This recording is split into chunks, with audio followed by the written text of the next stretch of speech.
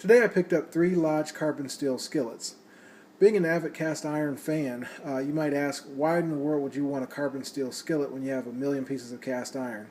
Well, in all actuality, carbon steel is about 95% iron, so really what this is kind of like is the equivalent of having a thin cast iron skillet, if you will. It has the same limitations that cast iron does as far as what you can cook on it, but it's a little bit thinner, heats up a little bit quicker, and these are just really neat to me.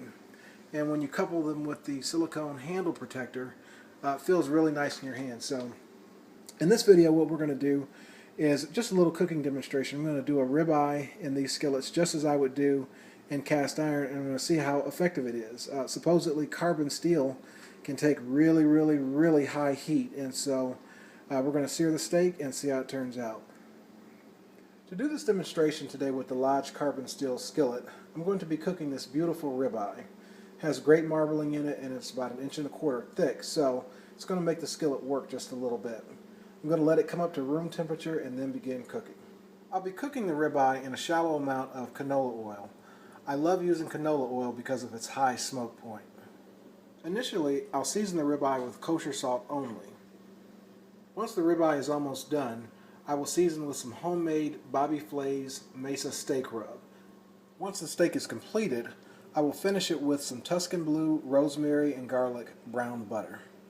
Okay, the skillet is preheating. One thing that I'm going to be watching for is just to see how hot this handle gets. On a gas stove, I want to see if this silicone handle protector is going to hold up. A lot of times they melt, so we'll see if this is far enough away from the flame to actually hold up. One of the benefits of using a carbon steel skillet is that it's supposed to heat up a lot quicker. We'll see. When I preheat a skillet, along with the cooking surface being blazing hot, I want the sides to be hot as well. That's when I know that it's time to start cooking. Okay, we're going to do a little water test on this skillet. It's been heating for maybe about 2 minutes tops. Hot there, and let's test the sides. Sides are ready to go too. So this skillet is good and hot, and we are going to start cooking our ribeye. Okay, like I said, we're just going to season with kosher salt. Some of this kosher salt is going to come off in the pan, so we're going to use a liberal amount, but this will help us get a nice crust on it. No need really to brush it with oil, because we're going to be cooking in a shallow amount of canola oil anyway, so we don't really need to brush this with oil. It really wouldn't serve a purpose with this method. When I cook this steak, I am going to use a method that I saw Gordon Ramsay use on YouTube. I saw another chef do this as well, but I think most of us, when we cook steaks, we cook it all the way on one side and then we flip it just once. This is a method where we flip the steak about every 30 seconds, so that's what we're going to do for this one. We're going to lay our steak away from us so we don't get splashed with the oil. And we're off. About 30 seconds in, and we're going to go ahead and flip this once.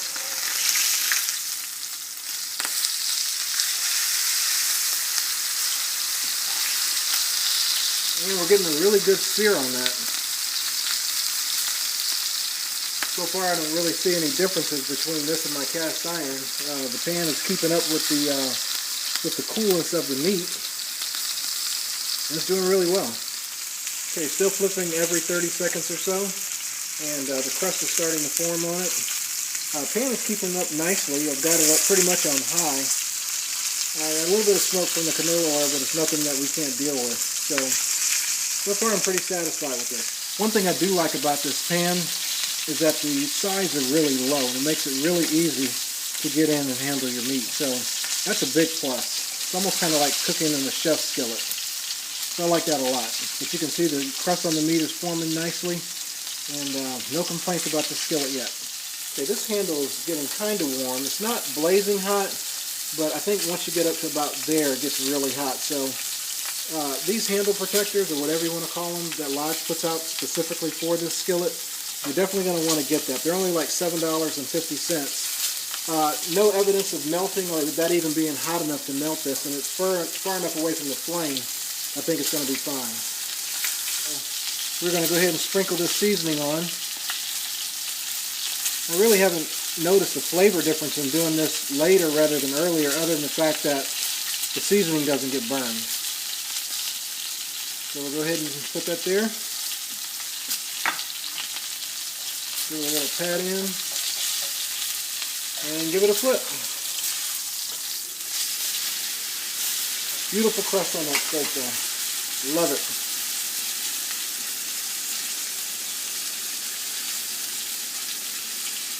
And the worst thing that you could ever have is an overcooked steak, so we're going to get this out of here pretty quick. All right, I'm going to hit this with a little extra seasoning, and we are done.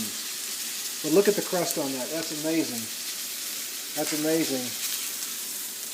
Love it. So we're going to take this out, and I'm going to drain this grease off, and then we're going to make our rosemary garlic brown butter. Rosemary garlic brown butter. Add half a stick of butter for just one steak. Going to add some sprigs of Tuscan blue rosemary that I grow myself, and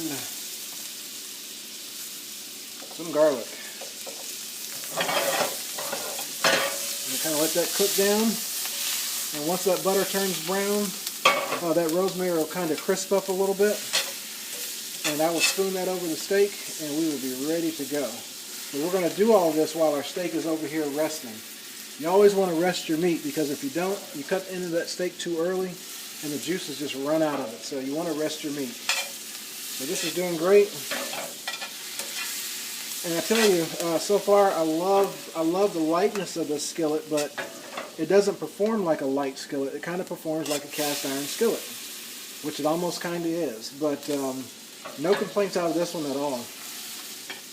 It's keeping its heat well. The heat retention on it is great. It seems like it's pretty much heating evenly, on the bottom of the skillet, so no complaints with this one at all. So far, I would have to say that I would highly recommend purchasing one of these. I'm still a big fan of cast iron, and cast iron will always be my first love, but I guess this skillet is kind of like my mistress, if you will, as my 15-year-old daughter films this for me. Stuffed a little bit. Garlic's doing well. It's kind of caramelizing, so we're going to go ahead and spoon this over our steak. Look at that sizzle. Yeah, man. And that butter is infused with the flavor of that garlic and rosemary, so you can't beat that. Alright. Presentation on this isn't 100%, but we're testing the pan, not my culinary skills tonight. We're going to serve that garlic along with that. And there you have it. So I think my first test with this Lodge skillet has worked out pretty good. It keeps its heat really well. It's lighter than cast iron. I love the low size of this. It does have the limitations as cast iron does as far as what you can cook in it, but I would have a hard time not recommending this pan. At least one of them. I bought 3 of them because I have a family of 5, and one's not going to do it for me, but I would recommend one of these. Could you do what I just did in cast iron? Absolutely, but this is a little bit lighter. This pan heated up in maybe 2-3 minutes tops. It was ready to go. It was blazing hot, and you can see the result that I got from this. So I would highly recommend it. For the 12-inch, I think I paid maybe about 40 bucks, about $7.50 for the handle protector, but it was definitely worth it. We're going to cut into this, and that is great. I would say that's pretty much a perfect medium. Perfect medium. So my experience with the Lodge carbon steel skillet has been excellent. I would definitely be keeping all of these, and I would pick one up if I were you. Even if you have a ton of cast iron, I would pick one up. I liked using it, heat it up quickly, and so I recommend it. One last thing, I cleaned this skillet up really quick. It was effortless, and even after cooking that steak, not a mark on it. The seasoning stayed intact, and it really looks just like it did before I got started.